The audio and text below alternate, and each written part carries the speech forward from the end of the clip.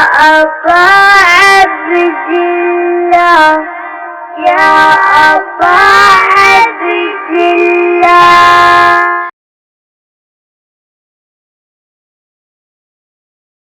أعوذ بالله من الشيطان الرجيم. بسم الله الرحمن الرحيم. الحمد لله الذي جعل الحمد مفتاحا لذكره سببا للمزيد من فضله ودليلا على آلائه وعظمته، ثم الصلاة والسلام على عبده وأمين وحيه وخاتم رسله سيدنا ومولانا بالقاسم محمد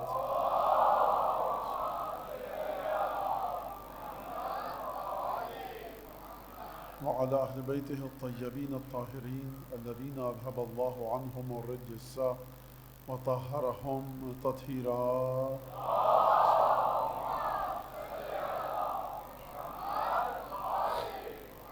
واللعن الدائم على أعدائهم أجمعين. أما بعد، فقد قال الله الحكيم في كتابه المجيد: أعوذ بالله من الشيطان الرجيم. قل الله ثم ذرهم في خوضهم يلعبون. درود بجم محمد وعلى محمد. اللهم صل على محمد وعلى محمد. آپ لوگ آواز صحیح آ رہی ہے میری؟ کلیئر نہیں آ رہی؟ پیچھے سے لوگ کہنا نہیں صاف آواز آ رہی. درود بھیجیں گے مل کے محمد علی.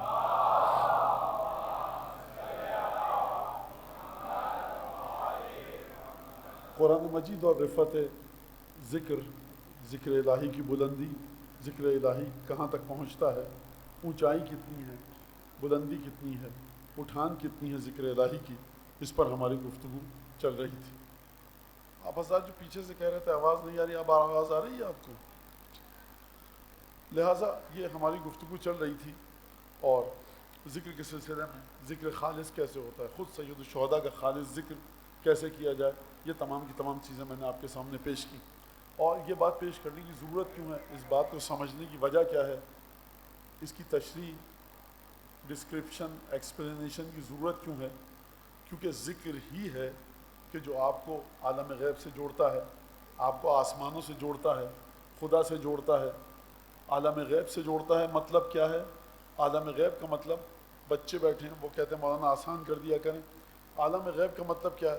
آپ نماز پڑھتے ہیں، روزہ رکھتے ہیں، قرآن، زیارت، نظر، نیاز، مجلس، ماتم، گریہ، یہ سب عالم غیب میں اس کا اثر ہے. کیا مطلب عالم غیب میں اثر ہے؟ آپ کو جو ثواب مل رہا ہے ماتم کرنے کے بعد، آپ کا وزن نہیں بڑھتا. ماتم جب آپ کرتے ہیں تو آپ کے بدن میں کسی چیز کا اضافہ نہیں ہوتا، آپ کا وزن جوں کا توں رہتا ہے، بلڈ گروپ آپ کا سیم رہتا ہے. لیکن عالم غیب میں آپ کی نیکیاں اور آپ کے دل میں نورانیت بڑھ جاتی ہے. نہ نورانیت کو آپ دیکھ سکتے ہیں اپنی آنکھ سے، نہ عالم غیب کو دیکھ سکتے ہیں. تو یہ ہے عالم غیب.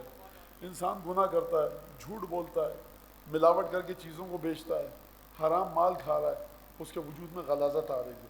عالم غیب میں اس کو برا آدمی سمجھا جا رہا ہے. جہنم اس کے لیے تیار ہو رہی ہے، مگر یہ کہ توبہ کرے تو کوئی بھی نہیں دیکھ سکتا. نہ اچھا انسان اپنی اچھائی کو دیکھ سکتا ہے، نہ برا انسان اپنی برائی کو دیکھ سکتا ہے. یہ ایک آسان سی تعریف کی ہے میں نے. اگرچہ روایات کے مطابق کبھی کبھی انسان اپنی اچھائیوں کو درک کرتا ہے، محسوس کرتا ہے، فیل کرتا ہے، برائیوں کو اپنی فیل کرتا ہے، احساس کرتا ہے. لیکن یہ کن سے مخصوص ہے؟ صاحبان ایمان سے مخصوص ہے. کہ اگر جب تم کوئی برائی کرو تمہیں برا لگے، اور اچھائی کرو تو اچھا لگے، تو خوش ہو جاؤ کہ تم صاحب ایمان ہو. یہ معیار ہم کو دیا گیا. لیکن بہرحال اب گفتگو کو اپنی آگے بڑھائیں، اور وہ یہ کہ قرآن مجید میں جو اہم ترین ذکر ہے، جو پروردگار عالم نے ہم کو بتایا ہے، اور یہ واحد چیز ہے کہ جو خدا بھی کرتا ہے، بندہ بھی کرتا ہے. بندہ کرتا ہے خدا کا تو ایک الگ نیت کے ساتھ، خداوند تبارک و تعالیٰ اس ذکر کو انجام دیتا ہے تو الگ نیت کے ساتھ. خدا نماز نہیں پڑھتا، خدا روزہ نہیں رکھتا، خدا حج پہ نہیں آتا، خدا سوچتا نہیں ہے، خدا کے لیے گناہ اور ثواب کا تصور نہیں ہے کہ خدا گناہ کرتا ہے نعوذ باللہ کہ نہیں کرتا. خدا ثواب کا کام کرتا ہے کہ نہیں کرتا. نہ خدا سے گناہ کا تصور ممکن ہے، نہ ثواب کا تصور ممکن ہے. گناہ اور ثواب کا تصور اس کے لیے ہے کہ جس کو موت آئے، اعمال تولے جائیں، کتنا اچھا ہے کتنا برا ہے. خدا کمال محض ہے، جو کچھ ہے اس کی ذات میں خوبی ہے. ثواب اور گناہ کا تصور بندگان الہی کی ذات میں ہے، لیکن تعجب ہے کہ خدا اور خدا کے بندے سب ایک مقام پر جمع ہوتے ہیں، اور خدا کے بندے جب ہم کہتے ہیں تو اس میں ملائکہ بھی شامل ہوتے ہیں، انسان بھی شامل ہوتے ہیں، لیکن انسانوں میں اس ذکر کو کرنے کے لیے، خدا کے ساتھ جڑنے کے لیے شرط ہے ایمان کی۔ جب تک ایمان نہیں ہوگا آپ خدا کے ساتھ اس مقام پر ملاقات نہیں کر پائیں گے۔ یہ خدا کے ساتھ ملاقات کا مطلب کیا ہے؟ دیکھو وَلَكُمْ فِي رَسُولِ اللَّهِ أُسْوَةٌ حَسَنَةٌ لِمَنْ كَانَ يَرْجُو اللَّهَ وَالْيَوْمَ الْآخِرَ، اللہ کے رسول کی سنت و سیرت میں تمہارے لیے بہترین نمونہ ہے۔ یہ اس کے لیے ہے کہ جو خدا سے ملاقات کی امید رکھے، یعنی رسول خدا کی سنت پہ چل کر خدا سے ملاقات کی امید رکھو، تاکہ خداوند تبارک و تعالیٰ ثواب دے، تاکہ خدا جہنم سے دور کرے، تاکہ خدا جنت میں جائے لے کر جائے۔ لیکن ایک مقام ایسا ہے، ایک نقطہ ایسا ہے، ایک میٹنگ پوائنٹ ایسا ہے، ایک انٹرسیکشن ایسا ہے کہ جہاں پہ خدا بندے سے ملاقات کرتا ہے، بندہ خدا سے ملاقات کرتا ہے۔ ایک ذکر ایسا ہے کہ جہاں ملائکہ، خدا اور خدا کے مومنین بندے تینوں کے تینوں اس مقام پر ملاقات کرتے ہیں۔ اس مقام کا نام کیا ہے؟ اس جگہ کا نام کیا ہے؟ اس مقام کا نام ہے روح حضرت محمد مصطفیٰ۔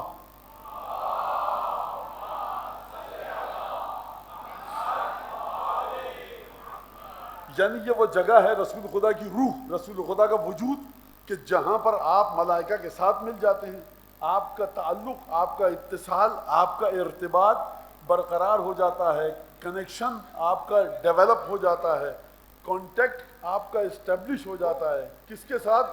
ملائکہ کے ساتھ اور خدا کے ساتھ۔ کس طرح سے ہوتا ہے؟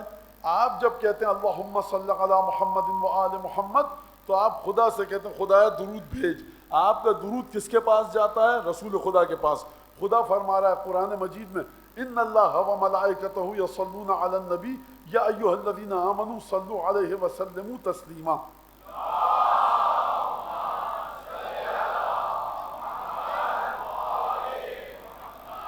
خدا درود بھیج رہا ہے، سیکنڈ کے کروڑوں میں حصے کو آپ گنیے، خدا درود بھیج رہا ہے۔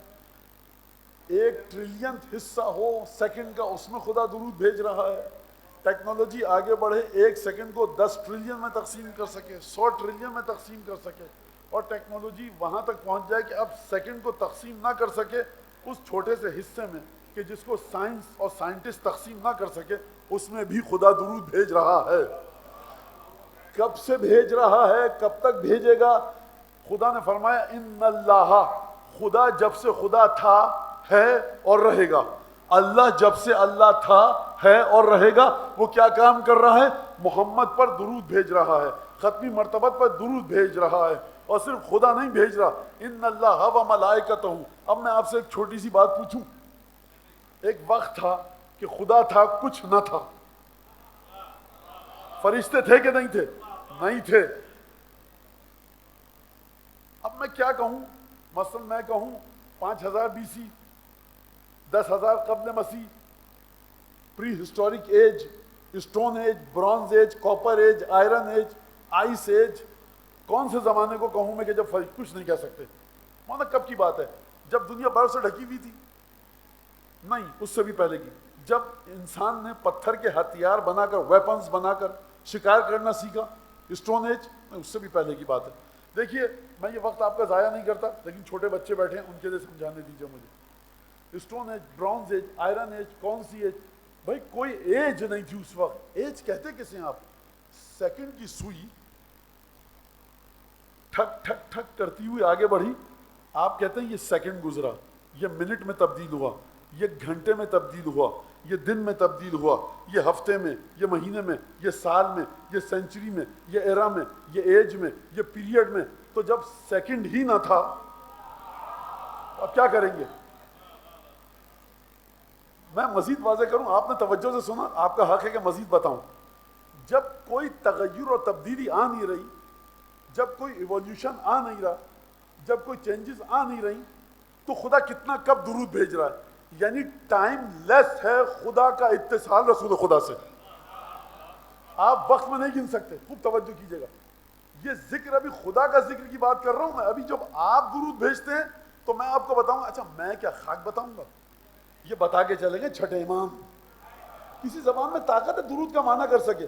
جو درود کا معنی کرنا چاہے اپنی شکل آئینے میں پہلے دیکھے پھر درود کے بارے میں زبان کھولے. یہ کسی کی زبان میں طاقت ہی نہیں کہ خدا اور رسول خدا کے رشتے کو بتائے.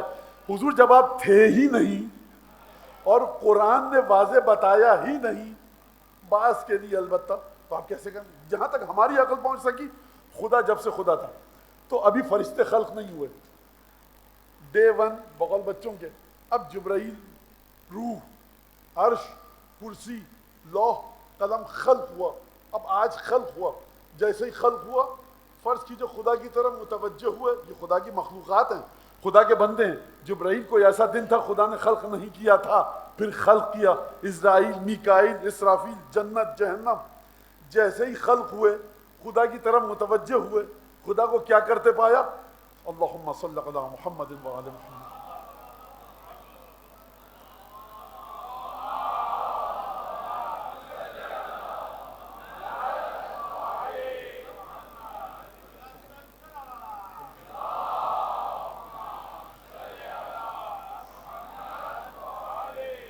خدا کو کیا پڑھتے پایا؟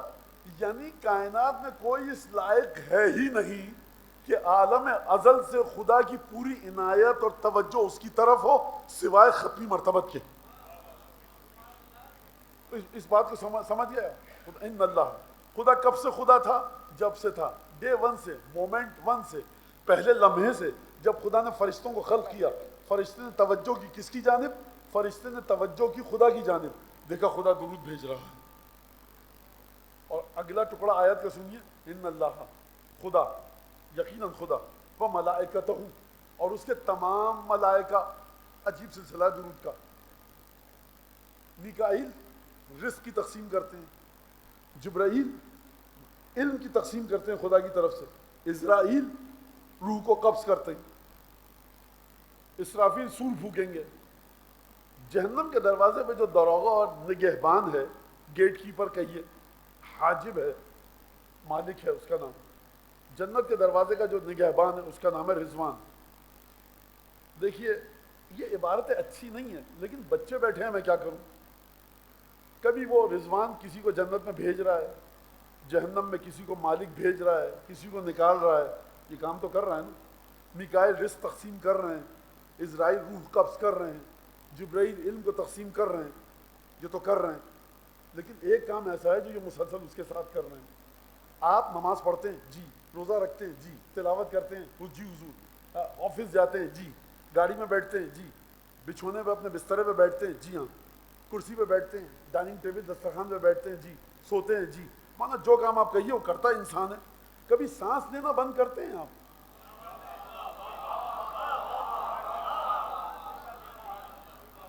مانا سانس نہیں لیں گے تو نہ آفس جا پائیں گے، نہ دستخط کر پائیں گے کاغذات پہ، نہ گاڑی چلا پائیں گے، نہ تانگا چلا پائیں گے، نہ جہاز اڑا پائیں گے، نہ درس دے پائیں گے، نہ لیکچرر ہیں، پروفیسر ہیں، کچھ بھی ہیں، کچھ نہیں کر پائیں گے. اچھا سوتے وقت جب سانس کی، مولانا سانس جب تک ہم ہیں یہ سانس چلتی رہے گی. تو خدا فرما رہا ہے دیکھو میری مخلوق میں جب تک جو جس طرح سے ہے وہ کر رہا ہے، لیکن اس کی حیات برزخی اور حیات غیبی کی ضمانت کیا ہے؟ رسول خدا پر درود بھیجنا. یہ جو تم کام کر رہے ہو مسلسل، یہ رسول خدا پر درود بھیجا جا رہا ہے. یا ایھا الذین آمنوا، اے ایمان والو، صلو علیہ، تم بھی اس پر درود بھیجو، وسلموا تسلیما، اور اپنے سر کو بندگی کے ساتھ، عبودیت کے ساتھ رسول خدا کی بارگاہ میں جھکا دو.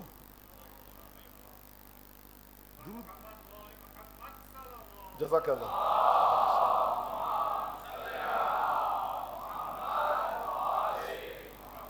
ان سب کے درود میں آپ شریک ہوئے ہیں کیونکہ آپ کی وجہ سے بھیجا گیا ہے. ایک اور درود بھیج دیجیے محمد عالم.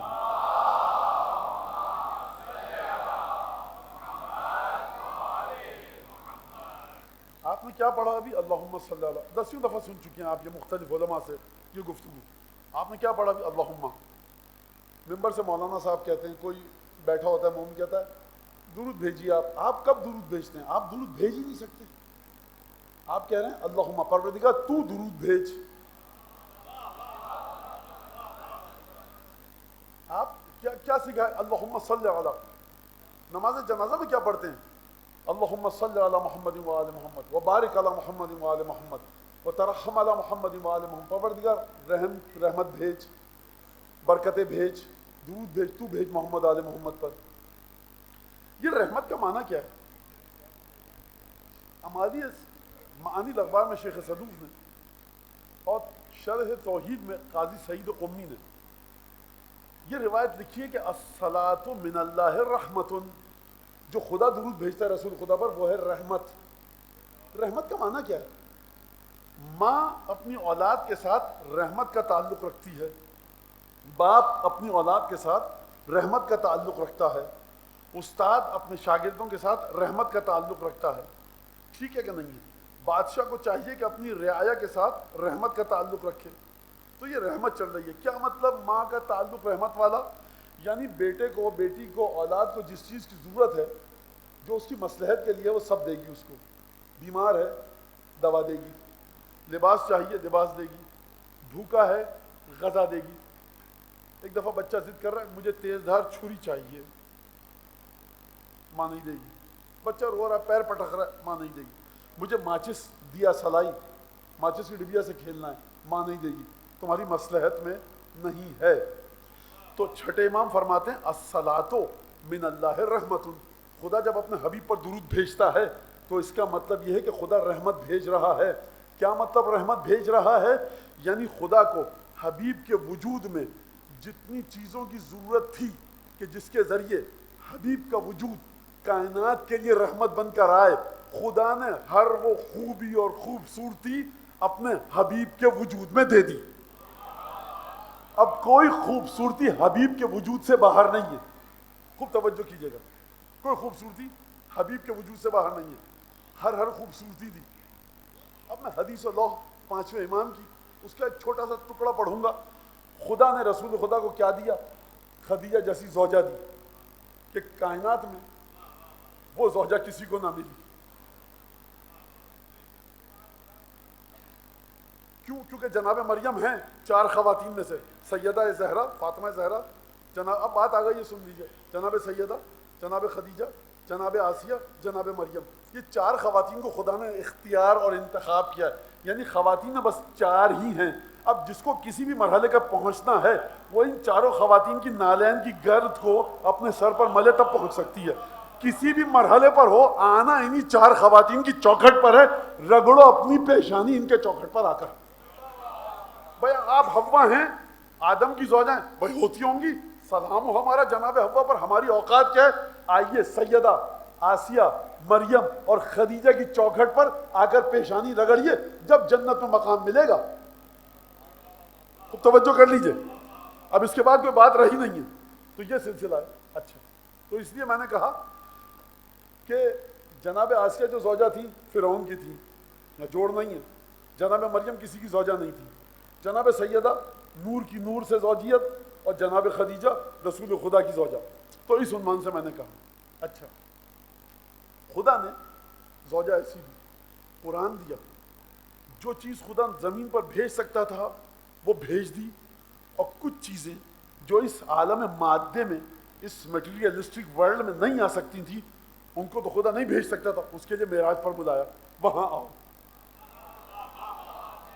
قرآن دیا، تمام انبیاء کی سرداری دی، تمام انبیاء سے ملاقات کروائی، سدرۃ المنتہا. تو خدا رحمت ہے، تو تبھی تو درود بھیج رہا ہے خدا رسول خدا پر. یہ تمام چیزیں دی. اب آئی باری بیٹی کی. بیٹی ایسی دی کہ 1,24,000 انبیاء، جی غلط نہیں سنا ہے آپ نے، خوب کان کھول کے سنیے گا، 1,24,000 انبیاء سیدہ فاطمہ زہرا کا احترام کریں. کیا روایت پڑھنے کی ضرورت ہے آپ کے لیے حاکم نیشا پوری کی کہ جب بھی سیدہ رسالت مآب کی بارگاہ میں آتی تھی قام الیہا کھڑے ہو جاتے تھے؟ نہ، کھڑے نہیں ہوتے تھے. قام لہا نہیں ہے، قام الیہا ہے، فرق ہے. قام لہا سیدہ آ رہی ہیں دروازے سے، آپ یہاں کھڑے ہو جائیں.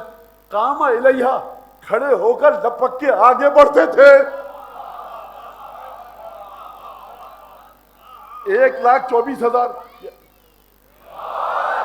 ایسی بیٹی دی، قرآن دیا. اس کے بعد عجیب جملہ ہے روایت کا. پانچویں امام روایت ہے جناب رسالت مآب بھی شامل ہے اس روایت میں، جناب سیدہ بھی، جابر بن عبداللہ انصاری بھی، اور ہمیں جو روایت ملی ہے یہ جناب پانچویں امام امام باقر علیہ السلام سے ملی ہے یہ روایت۔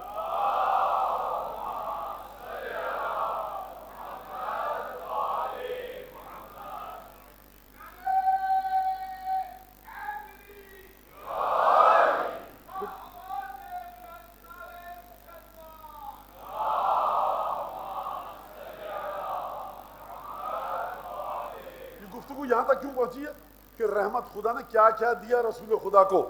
زوجہ کیسی دی؟ جناب خدیجہ جیسی۔ بیٹی کیسی دی؟ سیدہ جیسی۔ داماد کیسا دیا؟ بھائی کیسا دیا؟ علی مرتضیٰ جیسا۔ جو حدیث لوح میں گفتگو ہے وہ یہ ہے کہ یا محمد، اے حبیب میرے محمد، آسمان سے تختی آئی جناب سیدہ کے پاس، جابر بن عبداللہ انصاری روایت کی ہے، واقعہ طویل ہے، ہمارے پاس پانچویں امام سے آئی ہے۔ خدا فرما رہا اکرمتک بسبطیک و شبلیک، اے محمد قرآن ملا رسول خدا کو، خدا نے عزت دی کہ نہیں دی؟ معراج ملی عزت دی کہ نہیں دی؟ خدیجہ ملی عزت دی کہ نہیں دی؟ علی مرتضیٰ جیسا بھائی اور داماد ملا عزت دی کہ نہیں دی؟ ابو طالب جیسا چچا ملا عزت دی کہ نہیں دی؟ عبد المطلب جیسا دادا ملا عزت دی کہ نہیں دی؟ سرکار میں آپ کا وقت کیوں ضائع کروں؟ بنو ہاشم جیسا خاندان دیا کہ تمام خاندان مکے کے اس خاندان کے آگے نجاست کا پلندہ ہے۔ اگر نورانیت ہے تو اس خاندان میں بنو ہاشم کا بت آپ کو خانہ کعبہ میں نہیں ملے گا۔ چچا دیا حمزہ جیسا، چچا زاد بھائی دیا جعفر طیار جیسا، اتنی عزتیں دی۔ اس کے بعد فرمایا حدیث اللہ میں، اے محمد، اے حبیب، اکرمتک بشبلیک و سبتیک، میں نے تمہیں عزت دی دو نواسے حسن حسین جیسے دے کر۔ یعنی حسن حسین کو نواسے مت سمجھیے، سبب عزت رسول خدا ہیں۔ کتنی عزت دی رسول خدا کو خدا نے، جنت کی کنجیوں کے ذریعے مت سمجھو، قرآن کے ذریعے سمجھو گے ناکافی ہے۔ اکرمتک بسبتیک و شبلیک، یہ دو نواسے ایسے دیے۔ کیوں عزت کی؟ عزت کا سبب کیا ہے؟ کیونکہ تمہارے دو نواسے ایسے ہیں کہ جو جنت کے جوانوں کے سردار ہیں، جس کو جنت میں جانا ہے، خبردار ان دونوں سے بغض مت رکھنا۔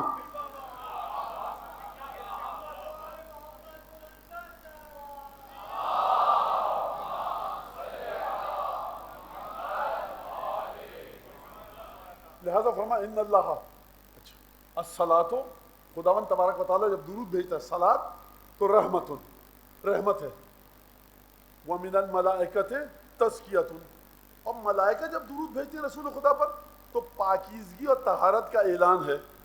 ومن الناس الدعاء، اور جب لوگ درود بھیجتے ہیں تو یہ دعا ہے۔ آپ کیا کریں؟ خدایا تو بھیج، تو درود بھیج۔ توجہ کیجیے گا اس بات ختم ہو گئی۔ دوسری روایت جو سید ابن طاؤس سے نقل کی ہے، راوی آتا ہے چھٹے امام کے سامنے، امام صادق علیہ السلام کے سامنے، اور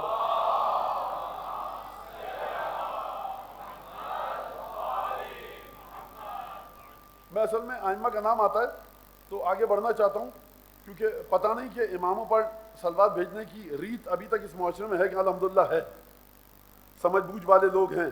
کچھ نہیں پتہ 50 60 70 سال بعد ہمارے بچے پوچھیں کہ یہ درود کیوں بھیجا ہے، یہ کون صاحب تھا جن کا نام دیا گیا ہے، تو جو ہے سرکار بڑی تباہی آنے والی ہے۔ اور میں کوئی سنسنی نہیں پھیلا رہا، اپنی تعلیمات کو دونوں ہاتھوں سے نہیں، ہاتھ پیروں اور دانتوں سے دبوچ کے رکھیے۔ ٹس سے مس نہیں ہونا چاہیے آپ کا عقیدہ ولایت اہل بیت پہ۔ جو کچھ ہے 5 12 اور 14 ہیں، اس کے علاوہ کچھ نہیں ہے، یقین جان لیجیے۔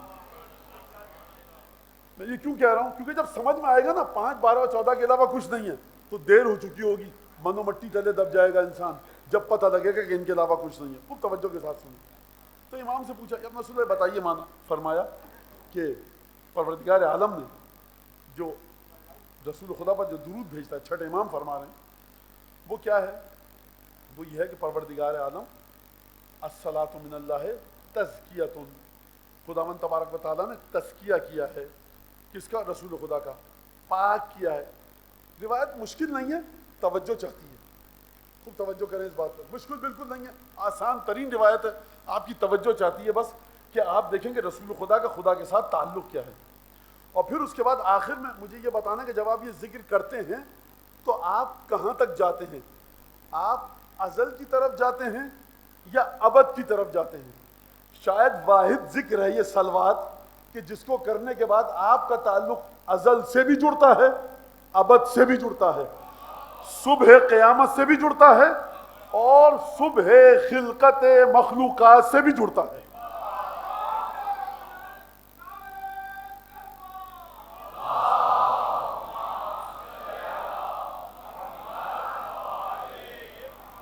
خدا نے پاک کیا ہے رسول خدا کو۔ صلوات کا مطلب یہ ہے، جب خدا کہہ رہا ہے ہم درود بھیجتے ہیں تو خدا کیا کہہ رہا ہے؟ ہم نے تزکیہ کیا ہے، پاک کیا ہے رسول خدا کو۔ راوی کہتا ہے ما معنی تزکیۃ اللہ ایہہ، فرزند رسول یہ بتائیے یا ابن رسول اللہ کہ خدا نے جو رسول خدا کو پاک کیا ہے تو اس کا معنی کیا ہے؟ فرمایا اس کا معنی یہ ہے زکاہ بأن برأہ من کل عیب یلزم مخلوقا۔ خوب توجہ کیجیے گا، خدا نے پاک کیا ہے رسول خدا کو، چھٹے امام کے الفاظ ہیں اس روایت کے مطابق، سید ابن طاؤس سے نقل کیا کہ خداوند تبارک و تعالیٰ نے زکاہ بأن برأہ، خدا نے پاک کیا ہے رسول خدا کو اس طرح سے کہ رسول خدا کو خدا نے مبرہ اور بری کر دیا ہے، دور ہٹا دیا ہے۔ کن چیزوں سے؟ من کل عیب یلزم مخلوقا، وہ عیب کہ جو کسی بھی مخلوق میں مخلوق ہونے کی وجہ سے جڑ جاتے ہیں، ان تمام عیوب سے اللہ نے رسول خدا کو پاک و پاکیزہ رکھا ہے۔ فصلاۃ المؤمنین، یا ابن رسول اللہ یہ جو مومنین اب درود بھیجتے ہیں تو اس کا مطلب کیا ہے؟ خدا تو درود بھیجتا ہے، اس کا مطلب خدا خالق ہے رسول خدا کا، خدا نے خلق کرتے وقت تمام برائیوں سے دور رکھا۔ اچھا اب بچے کہیں گے مولانا خدا نے رسول خدا کو برائیوں سے دور رکھا تو ہم کو بھی اس طرح سے خدا رکھ دیتا تو ہم بھی پاک و پاکیزہ ہو جاتے، تو یہ تو جبر ہے۔ تو پریشان مت ہوئیے، اس کا جواب روایت میں دیا جا چکا ہے۔ میں اس طرف جاؤں گا تو سرکار مقررہ وقت میں تقریر ختم نہیں ہو سکتی، تو لہٰذا یہ بچے سن لیں کہ جواب اس کا دیا جا چکا ہے۔ لیکن ابھی سمجھ لیجیے کہ عنایت الہیہ، توجہ خدا کی، لطف، پیار، لاڈ، چاہت، مشیت، تو خدا نے فرمایا فصلاۃ المؤمنین، مومنین جو درود بھیجتے ہیں رسول خدا پر، اس کا مطلب کیا ہے؟ فرمایا مومنین جو درود بھیجتے ہیں اس کا مطلب یہ ہے کہ یبرئونہ، وہ یعرفونہ بأن اللہ قد برأہ من کل عیب وآفت ہوا فی المخلوقین من الآفات التي تصیبہم من خلق بنیتہم۔ میں کہوں امام صادق نے گفتگو کی ہے؟ نہیں۔ میں کہوں مخمل اور کمخاب اور دیجاب میں ہیرے جواہرات ٹاکے ہیں تب بھی کم ہیں۔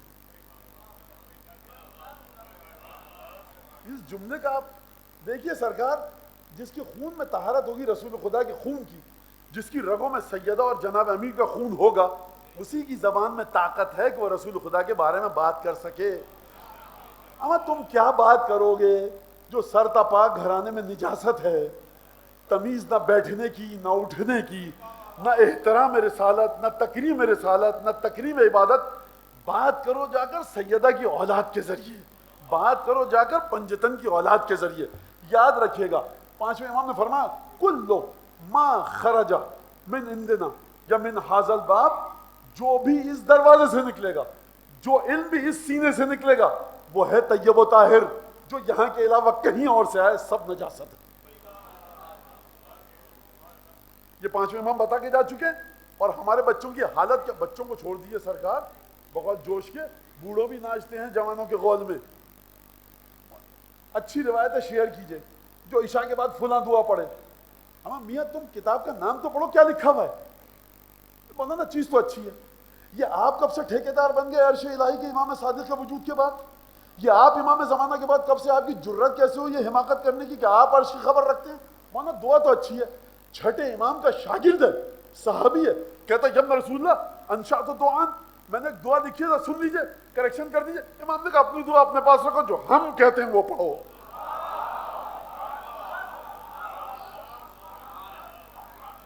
آیت اللہ العظمیٰ کو حق حاصل نہیں ہے کو دعا خلق کرے۔ امام کرم ہم عجیب جملہ، حتیٰ خدا زندہ سے مردہ کو نکالتا ہے، مردہ سے زندہ کو.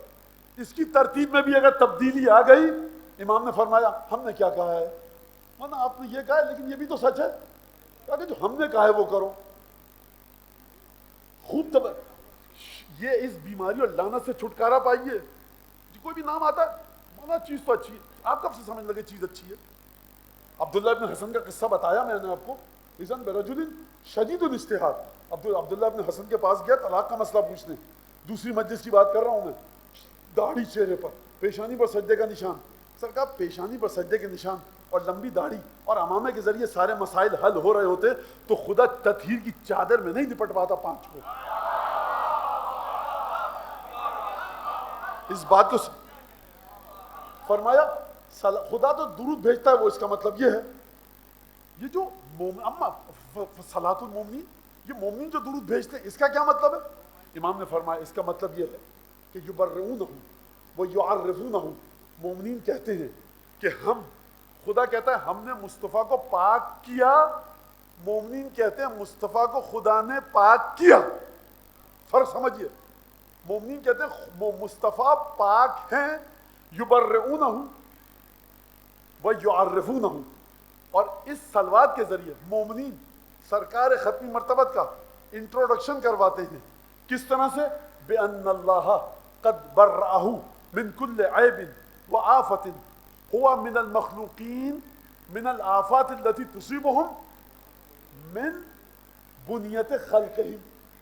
مومنین یہ اقرار کرتے ہیں، مومنین یہ اعلان کرتے ہیں کہ رسول خدا ہمارے ہر عیب سے دور ہیں، اس کی مشیت کی وجہ سے ہر برائی سے دور ہیں. انٹروڈکشن کرواتے ہیں کہ ہر برائی سے دور ہیں. کس طرح سے؟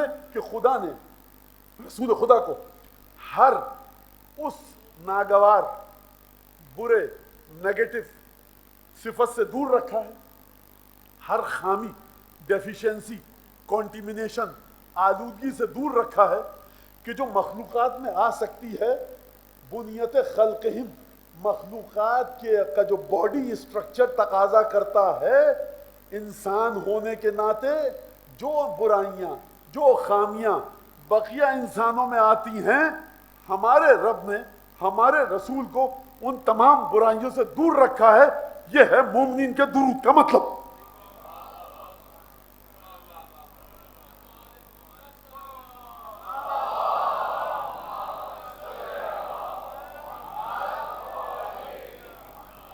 پھر فرمایا امام نے، اچھا آپ دیکھیے امام فرما رہے ہیں فمن عرفہ ووصفہ بغیر ذالک ما صلی علیہ، جو اس یقین اور اعتقاد کے ساتھ رسول خدا پر درود نہ بھیجے کہ ہمارے رسول اللہ ختمی مرتبت، پدر بزرگوار سیدہ حسن اور حسین کے جد بزرگوار، حضرت حجت امام زمانہ کے نانا، جناب حضرت امام باقر کے دادا، امام باقر کے نانا، بھائی ہم تو انہی راستوں سے پہنچتے ہیں رسول تک. جو اس چھٹے امام فرما رہے ہیں فمن صلی، جو درود بھیجے لیکن عرفہ ووصفہ بغیر ذالک، رسول خدا کی توصیف کو بیان کرے ان اوصاف کے علاوہ، ورچیوز کو، کوالٹیز کو، کیریکٹرسٹکس کو، خصوصیات کو، صفات کو، کمالات کو، ابعاد اور پہلوؤں اور ڈائمنشنز اور ایسپیکٹس کو، جو اس پر ایمان رکھے بغیر رسول خدا پر درود بھیجے، اس نے رسول خدا پر درود بھیجا ہی نہیں. رسول بھول گئے تھے نماز پڑھتے پڑھتے اللہم صلی علی محمد، زبان چلا رہے ہو. وہ رسول خدا نماز قضا کر دی تھی، زبان چلا رہے ہو، ہلاتے رہو، اچھی ایکسرسائز ہے، بیکار بیٹھنے سے بہتر ہے. فرما رہا ہے آپ کا مولا اور آقا تم نے درود نہیں بھیجا. تو درود کا مطلب کیا ہے؟ پہلے دل میں اعتقاد ہو کہ درود اگر بھیج رہے ہو، کسی آیت اللہ، مولانا، مرجع تقلید کے لیے فاتحہ پڑھ رہے ہو، یا مخلوق اول، نور اول، عقل اول، عنایت ازلیہ پروردگار کا مستحق، اس کو اپنے دل میں کس طرح سے مان کر درود بھیج رہے ہو.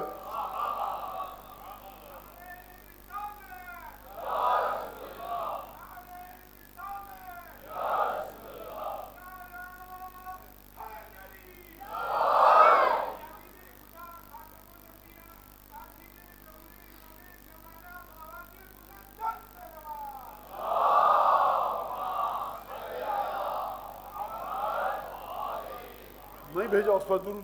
عقیدہ کہاں پر ہے؟ کربلا گئے، السلام علیکم ابا عبداللہ، امام حسین ہماری بات سن رہے کہ نہیں؟ یہ تو عربی میں دعا سن رہے ہیں، مولا حسین مشکل حل کو حل کر دیجئے۔ مولانا امام حسین کو اردو سمجھ میں آتی ہے، ہماری آوازیں جا رہی ہیں، دروازے میں داخل ہونے سے پہلے عقیدہ درست کرو۔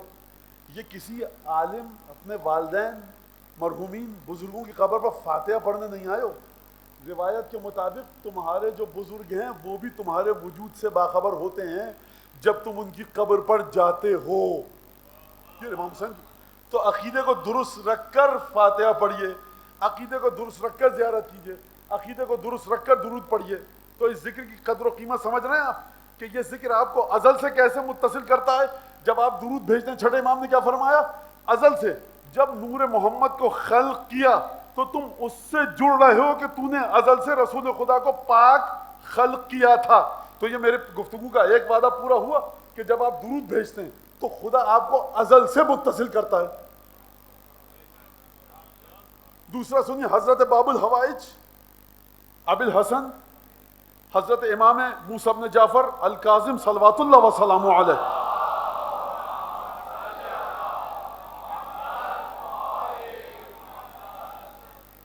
کسی راوی نے آگے مجھے اپنا رسول اللہ یہ صلوات کا معنی کیا ہے؟ فرمایا صلوات کا معنی یہ ہے کہ انی علی المیثاق والعہد الذی حین قولہ الست بربکم۔ صلوات کا معنی یہ ہے کہ جب روز ازل تم سے خدا نے پوچھا تھا، تم سب کو جمع کر کے تمام بشریت کو ایک مقام پر لا کر خدا نے پوچھا تھا کہ کیا میں تمہارا رب نہیں ہوں؟ تو سب کی فطری آواز تھی، نیچر میں، فطرت میں، ان کی اسپرٹ میں، ان کی اسپریچل جو خصوصیت تھی وہ یہ تھی، سب نے کہا تھا ہاں پروردگار تو ہمارا رب ہے۔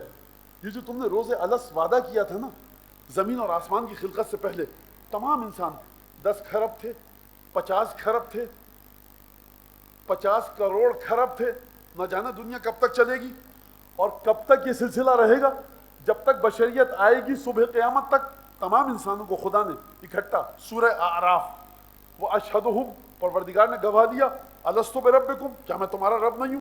سب نے کہا بھلا تو ہمارا رب ہے، اور آیت تفصیل کے ساتھ ہے، اس طرف مجھے نہیں جانا۔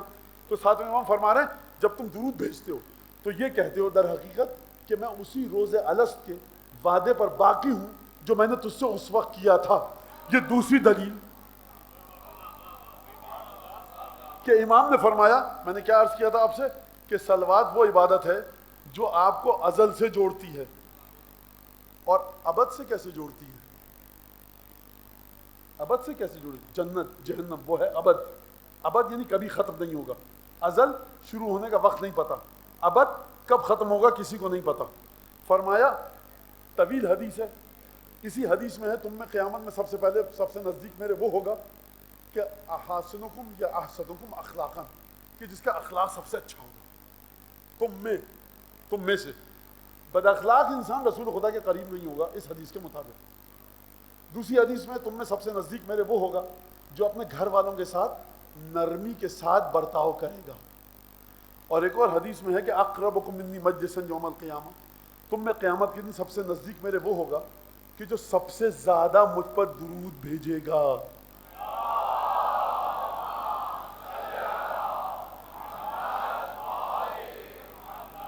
تو اب آپ نے دیکھا کہ ازل سے لے کر ابد تک درود نے آپ کو متصل کیا۔ ازل سے لے کر خدا نے آپ کو جب خلق کیا تھا یا رسول اللہ تو پاک خلق کیا، ابد یعنی جنت و جہنم۔ اب آخری بات کہہ کر گفتگو کو ختم کر دوں، صلوات کا وزن کتنا ہے؟ کتنا وزن ہے؟ سوال ہے۔ سورہ نساء میں خدا فرما رہا ہے من یشفع شفاعتا حسنہ یکن لہ نصیب منہا ومن یشفع شفاعتا سیئتا یکن لہ کفل منہا۔ جو برے کام میں کسی کا ساتھ دے گا، شفاعت کروائے گا، اس کو برے کام میں آدھا آدھا حصہ ملے گا پورا، اور جو اچھے کام میں کسی کی شفاعت کروائے گا اس کو اس اچھے کام کا بغیر معین کیے ہوئے لامحدود حصہ ملے گا۔ علماء لغت میں گفتگو کی ہے کفل اور نصیب کی۔ ترجمہ آپ کے ذہن میں آ گیا کہ جو اچھے کام میں شفاعت کروائے گا، آپ نے کسی سے جا کر کہا کہ صاحب اس کا یہ کام کر دیا، غریب آدمی آپ نے شفاعت کروائی، اس کو علوم صاحب نے پیسے دے دیے، مدد کر دی، راشن دے دیا، تو آپ کو ثواب ملے گا۔ کسی نے جا کر کہا کہ یہ بیچارہ مظلوم ہے، اس کی زمین ہڑپ کر لیجئے، اس کا مال غصب کر لیجئے، شفاعت کروائی کسی نے، اس نے مال غصب کر لیا، برابر کا حصے دار ہے گناہ میں، قیامت یہ بھی جہنم میں جائے گا، وہ بھی جائے گا۔ میں نے تھوڑی کیا تھا، کہا تو آپ نے تھا، تو لہذا جو برے کام میں شفاعت کروائے گا اس کو پورا پورا حصہ ملے گا، جو اچھے کام میں شفاعت کروائے گا لامحدود حصہ ملے گا۔ مولانا شفاعت کا کیا تعلق ہے؟ شفاعت کہتے ہیں جب آپ کسی چیز کو کسی چیز کے ساتھ جوڑ کر رکھیں۔ نماز شب ماشاءاللہ سے انشاءاللہ کہ آپ سب پڑھتے ہوں گے، اس میں ایک نماز ہے نماز شفع، جس کو آپ کہتے ہیں نماز شفع۔ کیا مطلب؟ کیونکہ یہ نماز شب کے ساتھ جڑی ہوئی ہے، رسول خدا کی شفاعت ہم کو ملے گی۔ کیوں؟ کیونکہ رسول خدا ہمارے گناہوں کے ساتھ اپنی شفاعت کو جوڑیں گے۔ تو شفاعت کا مطلب سمجھ میں آ گیا؟ کسی چیز کو کسی کے ساتھ جوڑنا۔ تو یہ جو آپ درود بھیجتے ہیں، آپ درود کب بھیج رہے ہیں؟ یہ تو آپ خدا کے اس کام کے ساتھ جوڑ رہے ہیں جو خدا کر رہا ہے۔ ابھی آپ نے 5 10 15 دفعہ درود بھیجا، آپ خدا کے درود کے ساتھ جڑ گئے، اور خدا نے قرآن میں وعدہ کر لیا کہ جو بھی کسی کے بھی اچھے کام کے ساتھ جڑے گا ہم اسے لامحدود انعام دیں گے۔ اگر میں آپ کے ساتھ اچھے کام میں جڑ جاؤں، بلا قید و شرط ان لمیٹڈ انعام ملے گا۔ آپ لمیٹڈ ہیں، آپ کی نیکی لمیٹڈ ہے، انعام ان لمیٹڈ۔ تو جو خود لامحدود ہو، جو خود ان لمیٹڈ ہو، جب وہ انعام دینے پہ آئے تو کتنا ملے گا؟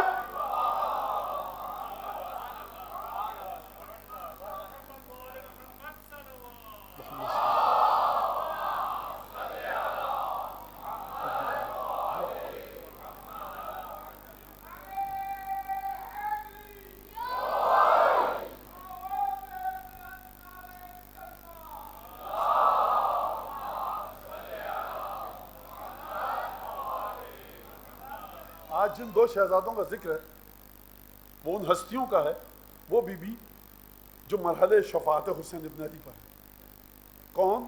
بی بی زینب کے دونوں لاڈلے اور چہیتے فرزند جناب اون محمد۔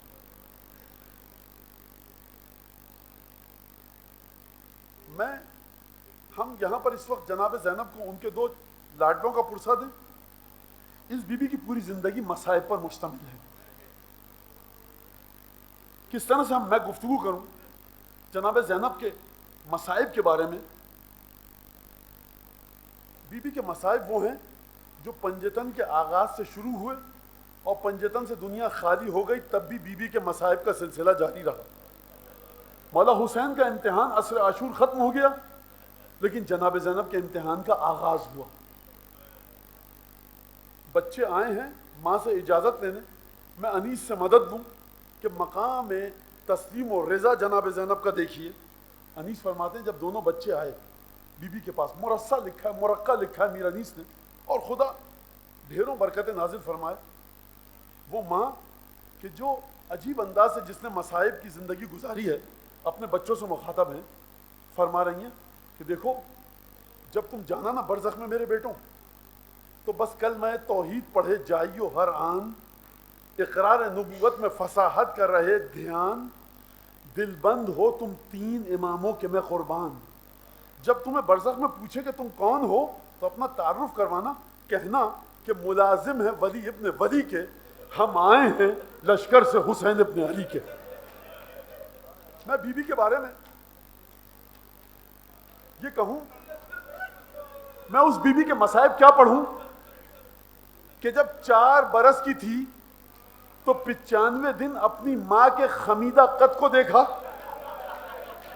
آپ پڑھتے ہیں نا سیدہ کے بارے میں، منحدۃ الرکن، 4 برس کی بچی کو کبھی دیکھا ہے آپ نے اپنے گھروں میں؟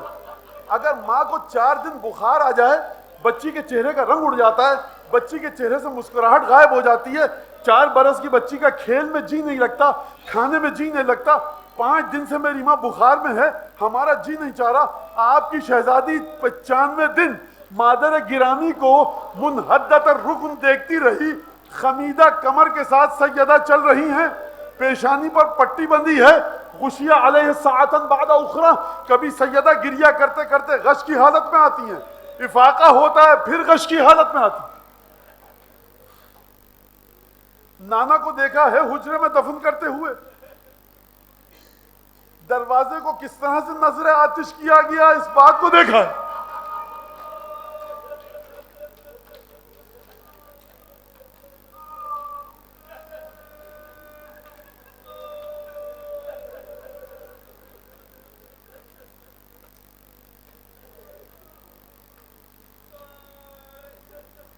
لیکن جناب زینب کے دل کو ٹھارس ہے، رسول چلے گئے، ماں کلیجے سے لگا سکتی ہے، زینب ہمارے پاس آؤ، جی بھر کے رو لو، حسن حسین جیسے بھائی ہیں، بہن ہمارے پاس آؤ، ہمارے کلیجے سے لگ کے رو لو، علی مرتضیٰ ہیں۔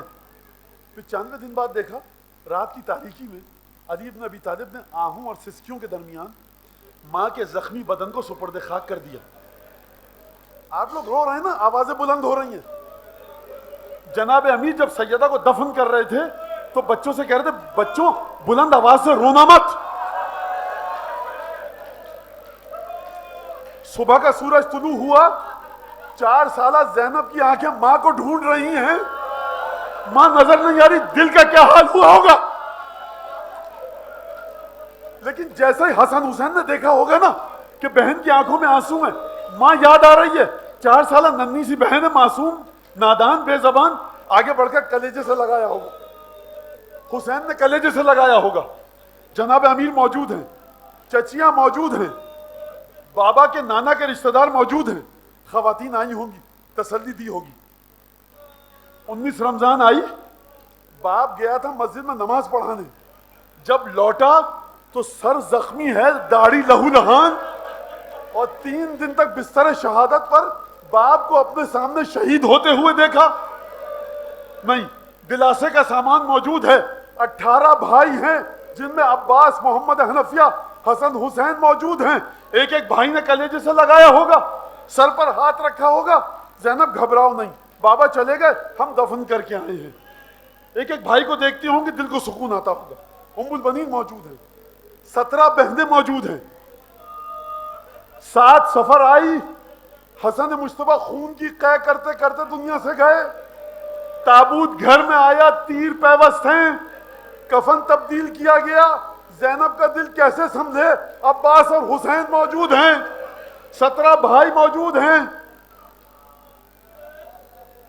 اب آپ مجھے یہ بتائیے کہ جب کربلا میں اکبر چلے گئے، قاسم چلے گئے، حسین چلے گئے، جتنے محرم تھے جو زینب کو تسلی دے سکتے تھے وہ سب چلے گئے، اون و محمد گئے، اب زینب کو کون دلاسا دے؟ بس دونوں شہزادے گئے، گھمسان کا رن پڑا، تلواروں سے تلواریں ٹکرائیں۔ یہ بچے کون ہیں؟ سہارے سے گھوڑے پہ بٹھایا گیا ہے، بچوں کا قد اتنا بڑا نہ تھا، ہر طرف سے گھیر کر حملہ کیا گیا، گھوڑے سے زمین پر آئے، السلام علیکہ یا ابا عبداللہ، لاشیں لائے گئے، ماں خیمے سے باہر نہ آئی، بچوں کو بھائی پر صدقہ کیا ہے، کب بہن خیمے سے باہر آئی؟ جب اکبر کا لاشا